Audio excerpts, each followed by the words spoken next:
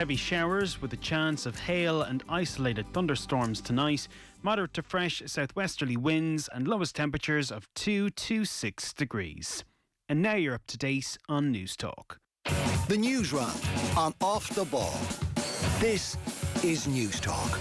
Good evening, you're welcome along to Wednesday night's Off the Ball. It's Eoin here with you till 10 o'clock. We've got a great show over the next 3 hours. Absolutely packed. So first up, 7:30, Nick Winkelman is going to join us on the line. He is the IRFU's Head of Athletic Performance and Science. So he's going to talk to us about Ireland's athletic profile in terms of speed, strength and power, specific to rugby, but also it'll be of interest to people coaching in other areas of Irish sport as well. How do we get faster and stronger, basically, is the premise of this conversation. From 8 o'clock then, Hannah Scott is going to join us for a conversation. She is a Team GB rower from Coleraine. She won gold at the Paris Olympics last year. But she represented Ireland at junior level, so she put up a reel on Instagram at the start of this month explaining her identity as a proud person of Northern Ireland and how her identity is complicated, and I'm going to try and explain it to you. So as you can imagine, the reel was viewed by a fair whack of people. I would say when I went through the comments it was unanimously positive, and she has navigated those waters very, very well indeed. So we'll have an extended chat with her from 8 o'clock. From 9 o'clock then, the football show is coming your way. Killian Phillips is going to take a call. St Mirren's Killian Phillips.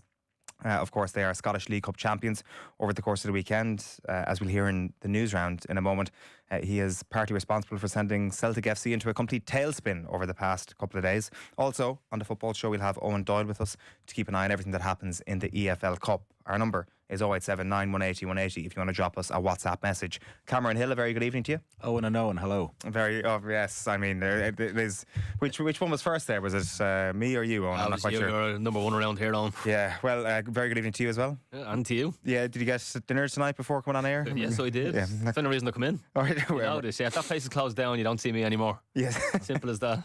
We got sent in Lucha Libre masks last week after plugging the burrito shop next door. So we might have to go and give them a plug again tonight, to be fair. Yeah. Happy to do so. This is a Christmas gift for you. What do you do with them? Like, when would you wear this? I don't know, at home, around the place. I mean, you'd probably get good entertainment value from your kids, actually, if you were to wear that around the house. Do the double mask. And then when they do the Scooby-Doo type unveiling, you have another mask underneath, so they still don't know who you are. This I'll bring that mask home tonight as if it's some like Christmas thing, and it'll remind me of like Ross Our Friends with the holiday armadillo. Yeah. Like, what's this? I'm the Christmas luchador. I'll be me trying to scare the kids around the house later on. What would your luchador name be? What would Eoin Doyle, the wrestler, be called? Yeah.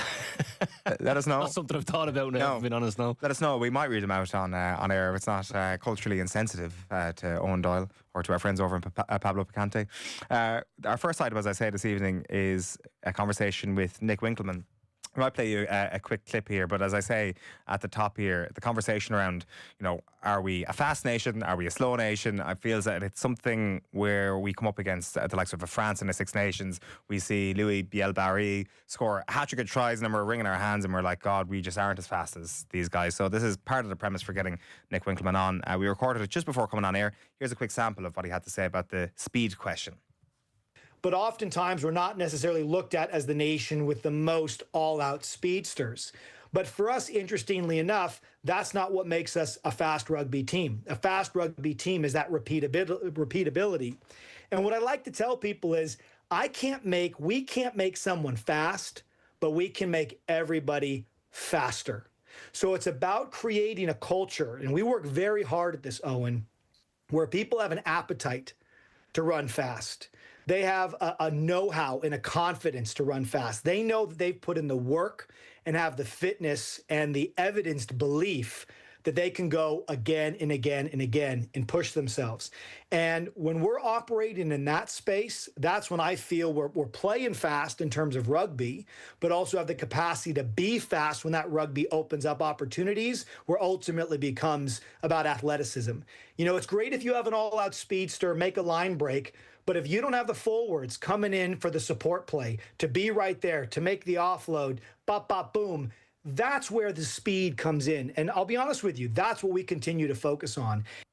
So let's focus on raw power and the individual speedsters in a team and a greater focus on how fast a team actually plays. Owen, I was keen to get your thoughts on this from a football standpoint.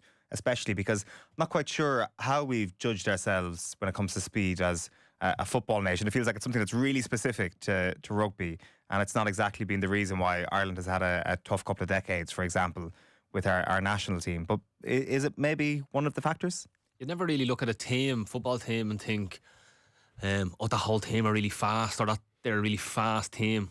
I know you kind of always think of like, oh yeah, every team has a couple of individuals that are really rapid. Like, it's an interesting concept there. Like, trying to make the whole team, obviously, like speed of play and how quick you pass the ball. I'm sure all that is coming into his mindset there, and the speed of your thinking on the ball. Yeah. And how and your next movements, and how fast you make them next movements, and etc. and all that kind of carry on. But yeah, very interesting. I'm looking forward to listening to the full conversation with him, because like speed is everything. Like, there's nothing better than having someone in your team that can carry the ball for you for long areas of the pitch. Because it's worth considering as well what we're good at as a country at the moment, because it feels that traditionally, if we look at rugby, for example, back row forwards seems to be Ireland's strength. When it comes to athletics, maybe middle distance runners is Ireland's strength, certainly going back through the years. And is that the way it always has to be, or is there more that we can be doing as a country to actually... The goalkeeper for Ireland maybe would be our strongest position. Well, exactly. Yeah. It's a good point. Goalkeeper, full-back. Full-back, centre. Not a whole pile of running at goalkeeping. No. But just like the Seamus Coleman mold, not particularly fast, just can go all day and just stamina. That seems to be something that maybe connects all those dots there as well. Yeah, there's a different type of athleticism that comes with Irish sort of athletes, going back all the way to, I think, when we started out in the Olympics back in 1896, 1900, we were like pound for pound one of the fittest nations in the world. We were producing athletes that were like, gosh, they are they're in great nick compared to, say, even some of their British counterparts. It would have been our tradition. So there is a great overall fitness, but yeah, speed is definitely something that's eluded us. I think when we talk about like the BLBRAs and the Penos of the world and Cheslin Colby, it's sharpness, isn't it? It's not just an out-and-out speed over 100 metres. It's how quickly you're able to react in certain situations. Like every BLBRA try that you watch on TikTok, there's a kick in there. There's someone putting it on their left foot and going inside and knowing where the space is and being able to react in real time very, very quickly. So the idea that we need to become suddenly speedsters over 100 metres and blitzing the track, I feel that's probably just a little bit misguided. It's actually an overall sharpness and adapting to in-game scenarios. That's something that maybe we're not quite as good at the moment. We would have been for quite a long time. I think if you look at a player like Simon Zebo, he was very good at reacting to things like that. Rob Kearney would have been too. So maybe it's something that's just been bred out of us just a touch over the last while that we can return to once we have that kind of come to Jesus moment. Would speed being your biggest strength now, Cameron, when you're playing? No. Jeez, anyone who sees me at Tag Rugby knows, Cameron's a hard worker. Yeah, let's call him that. Pure power. Yeah. Oh, yeah. Pure contact ability in a ostensibly non-contact social sport where everyone's just trying to have a good time. Cameron, stop ruining it for us. Where were you in the speed rankings? No, I wouldn't have been the slowest. I'd be mid-range, but I'd have been a bit of a dog, like a run all day type of person. Okay. But relative to your teammates, have you lost it? Okay. But relative to your teammates, you would have been one of the quicker ones, I presume. And then relative to other strikers. No, it would have been. No, it would have been mid-range in the team, I'd say. But long distance stuff, I'd be in the top pile. I'd be top 2 or 3 at the club. Do you ever sit down any pre-season and say to yourself, "I'm going to get fast this pre-season. I'm going to get much quicker"? Did you ever go about doing that? No, before the pre-season starts. So if you were building yourself up before you go back to pre-season, you'd maybe work on a few sprints and stuff if you wanted to do that, or the sleds and that carry on. There's always speed during the pre-season. They test you early doors, obviously, in the first week or so, and one of them is the sprint test. I used to hate it. Like, I used to think I was running really fast, and you'd be getting clocked, and you're like, yeah, you're 14th down, like you're a squad of 20. You're not a James Milner absolutely blitzing it in pre-season. Well, the long distance stuff's not bad now. Okay. But the speed stuff, like how fast you over 25 yards or whatever, I wasn't in that bracket, but I could go like the long distances. Yeah. Did you find that the speed training pre-season actually helped you get quicker? No, no, probably not. All your work was done as a teenager, probably, in terms of finding your max speed. But yeah, probably. Yeah. I was just more of one of them. We could like 3/4 pace it for 90 minutes. Okay, no problem. Just never stand still. Just 3/4 pace. Yeah, engine. Mick has been in touch to say we're a country of triers in football, and that only gets you so far. And you can be patronising, Mick, because you're one of us, but you're a country of triers. If somebody from outside of Ireland was to say that to us, I don't think we'd be too pleased. I mean, we could be a country of triers that ends up in the World Cup next year. That's the upshot to all of that.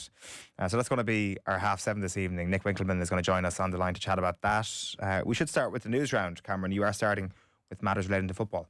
Yeah, the FAI has confirmed today that Lizzie Kent is the new head of women's and girls football. Kent has enjoyed coaching spells at Women's Premier Division side Wexford and the Ireland Women's Under-19 management team in the past. She was also in charge of the Wexford Gaelic footballers for a period. A UEFA A licence holder, she succeeds Hannah Dingley in the role and will work directly with the association's director of football, John Martin. We could be in the money when it comes to the World Cup prize cash.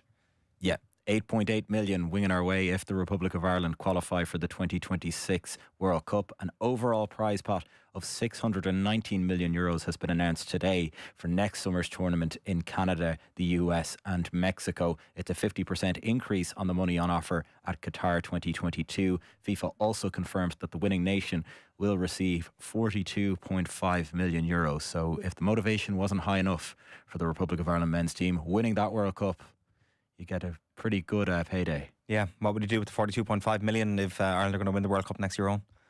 What would I if it all came to me? Yeah, if you were CEO of the FAI. CEO of the FAI. That's a great question.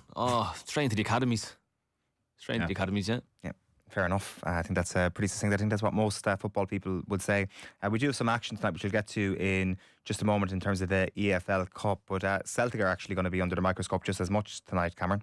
Yeah, a wild day at Celtic Football Club, culminating with this game in Tannadice, a meeting with Dundee United in the Scottish Premiership await Wilfred Nancy's side as he chases a first win of his tenure tonight. He's lost all 3 matches so far since taking over from Martin O'Neill, but Peter Lawwell is standing down as the club's chairman at the end of December because of what he calls abuse and threats, which he finds intolerable. The board at the Scottish Champions have been the target of fan protests throughout the season, following disappointing transfer business, an early Champions League exit and falling behind in the domestic title race. Brian Wilson will replace Lawwell on an interim basis until a permanent successor is appointment. I could make a Beach Boys pun, but I feel that's Richie's remit, so I'll leave it to him. But Celtic's chief executive Michael Nicholson told in-house media earlier this evening it's a sad day for the club. It's a sad day for Celtic. I think it's sad because one of our colleagues has felt the need to stand down from his role, but it's a sad day for Celtic because of the reasons behind Peter's decision to stand down, because of the abuse and because of the threats that were directed towards him, and those are behaviours that we've seen from perhaps a very small minority of the Celtic support, but those are behaviours that are completely unacceptable. We've got most recently with a situation where 3 of our colleagues were assaulted at Celtic Park on Sunday night after the match, and as I say, these behaviours and conduct are completely unacceptable. For me, they're not Celtic. They don't sit with the values of Celtic supporters and the Celtic family. And as a board, it strengthens our resolve to do the right thing for Celtic and to take this club forward together for the future. It's been a hell of a week. It seems that this is a club almost eating itself a little bit on at this point. Like every single game and every single day that goes by, the crisis seems to deepen somewhat. It's kind of got out of control very quickly here. It's a bit strange, it's not strange, I suppose. It kind of highlights how fractious everything is there at the minute. Tough for Lawwell to assume. I was reading the statement. I think Dermot Desmond said in his piece that he's been there for 38 triumphs, either cup or league wins. That's phenomenal. Over the, I think it's 21 or 18 years as the CEO, and another 3 as the chairman of the board. It's remarkable, and you're reading the statement, it's full of negativity regarding blaming the abuse and the fans, and it's a real shame for someone that served the club for so long to be going kind of tainted like that, if I'm kind of making that come across well enough. But there's obviously a lot of unease at the club, and it's listen, results will fix everything here, Nancy turns it on tonight and they go and win the next 6, 7, 8 games in a row, which Celtic Football Club are more than capable of doing. like things will start to potentially ease itself to go into January. Then they're gonna get the fans back on side. They have to spend a few bob. It's as simple as that, and help the new manager. So having this January or transfer window coming up so closely, if they back him as much as the fans would like, then you'd imagine they can kind of start to kind of ease the pain there. Suppose. Yeah. You know? Bad news for Liam Scales is that he's on the bench tonight for Celtic. Johnny Kenny is starting up front. I mean, he's one of the men that's definitely not benefited from Martin O'Neill not being around anymore. But I guess we were talking about this earlier in the week. Martin O'Neill said that if he'd been given the opportunity to stay on at Celtic, he would have jumped at the chance. But he's also rode in behind the manager to ensure that he gets a bit more patience. As you say, if he turns around things on the pitch and the results start going their way, then everything is fine. But when you start to see the whole club dissolving a little bit, when you're seeing people from the boardroom, I mean, maybe the fans thought it was time for Lawwell to leave and this is the right outcome, but the way in which the outcome has been reached maybe isn't the best way for it to happen. It seems quite poisonous. The lack of kind of planning around this seems like it's the straw that's breaking the camel's back for a lot of fans. I mean, it's been building for some time. I think the Green Brigade and everything that's gone around and the treatment of Celtic towards that kind of ultras group hasn't really helped, and there's been various other reasons. But even the fact, Tom English was on Off the Ball Breakfast earlier this week and made the point that, like, of the 3 games you'd give Wilfred Nancy to kind of ease into a tough environment midway through the season, a game against the league leaders, a Europa League game against Roma, and then a League Cup final. That's not an easy start to your tenure if you lose all 3 of those. You're not quite dipping your toe into the water and trying to tear the script up in the easiest of circumstances there. So even that seems like, yeah, I can understand why fans would be upset with the board. Yeah, that's an 8 o'clock kickoff at Tannadice tonight. We'll keep you up to speed on that, as we'll do with the EFL Cup. What's the situation here, Cameron? Well, Keith Andrews will look to guide his Brentford side into the semi-finals of the EFL Cup tonight. They go away to Manchester City with kick-off at 7:30. Andrews was asked beforehand whether he'll be picking a strong side tonight. I'm going to take the game as seriously as it should, which is quarter-final of a cup competition, which is pretty special for us as a club, pretty special for me. So yeah, I'll pick the team I think is right to absolutely compete to get the result that we want to get through to the semi-final, and that will be, some players will play certain minutes to manage that a little bit, but it will be a team that I think is right to win. I mean, if not my first choice 11 there is the translation of that clip, which is certainly the case when you look at the team sheet. Yeah. Caoimhín Kelleher, League Cup specialist, has been left out of the side tonight, with Hakon Valdimarsson starting in goal in place of him. Rico Henry, Christopher Ayer, Mikkel Damsgaard, Yahar Yarmuluk and Kevin Shada also into the side in 6 changes from that draw to Leeds at the weekend. Manchester City have made 7 changes to the side that beat Crystal Palace on Sunday. James Trafford in goal, Rico Lewis, Abubakar Kuzanov, Nathan Ake, Oscar Bob and Savino coming into the side, while Academy star Divine Matsaka starts in place of Erling Haaland. Okay, very good. There's one other game tonight as well.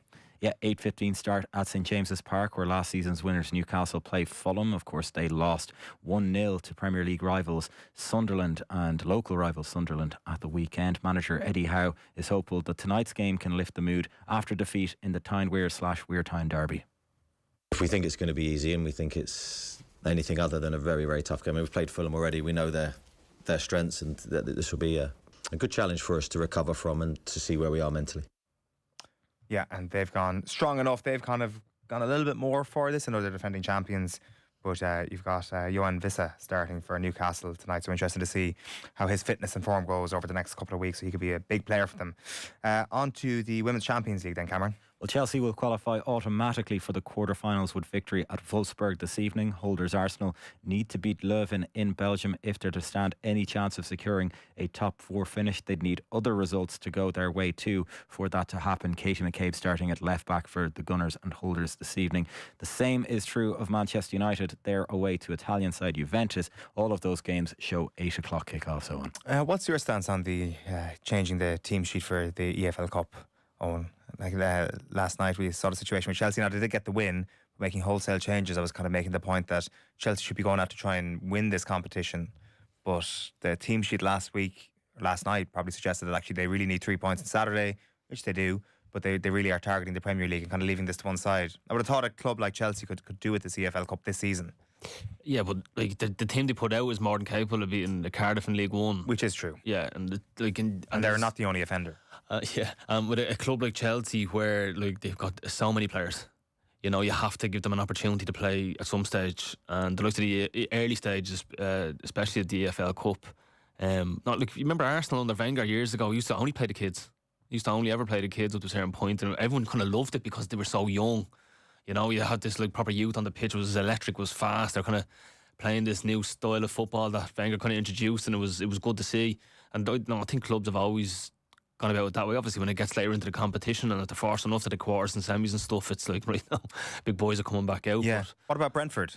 But like Premier League survival's everything. Like I don't think Brentford realistically are ever going to win the League Cup anyway, because one of the big boys will scrape it through and do the job, which has historically been done over the last number of years. Yeah. No, just Premier League survival and that's it. Is that just unbelievably unambitious? Keith Andrews, Wembley next February, lifting a trophy.